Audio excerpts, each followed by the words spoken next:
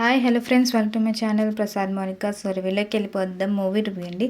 So hit 3 అయితే super అంటే super ఉందన్నమాట.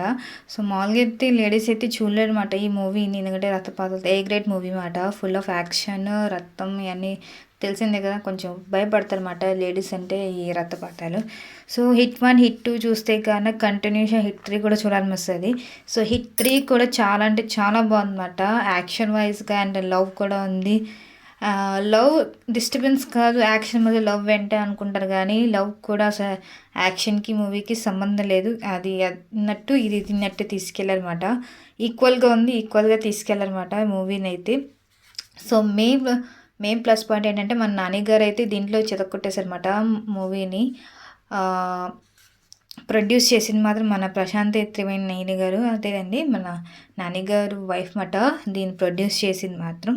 సో డైరెక్షన్ చేసి మొత్తం శైలేష్ గారు ఆల్రెడీ వేరే మూవీస్ కూడా చేశారు, చాలా మూవీస్. సో దీనికి మ్యూజిక్ ఇచ్చి మొత్తం మిక్కీ జే మైనర్ గారు. సో సూపర్ అంటే సూపర్ ఇచ్చారన్నమాట బ్యాక్గ్రౌండ్ మ్యూజిక్ అయితే. సో ఇంకా మనం చెప్పలేమట, అలా ఉంది మూవీ అయితే. ఒక మాటలో చెప్పాలంటే రేక్ పెట్టేసిందన్నమాట, అలా ఒక రేక్లో తీసుకెళ్ళారన్నమాట, అలా ఉందన్నమాట మూవీ అయితే.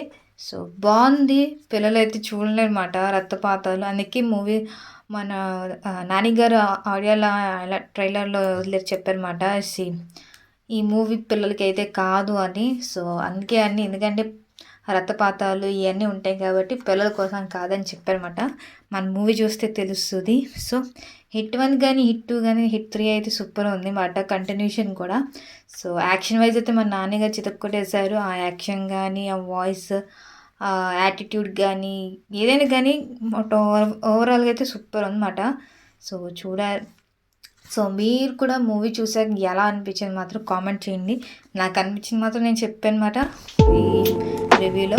సో ఇది నా రివ్యూ అండి హిట్ 3. సో నెక్స్ట్ వీడియోకి వెళ్దాం. Take care.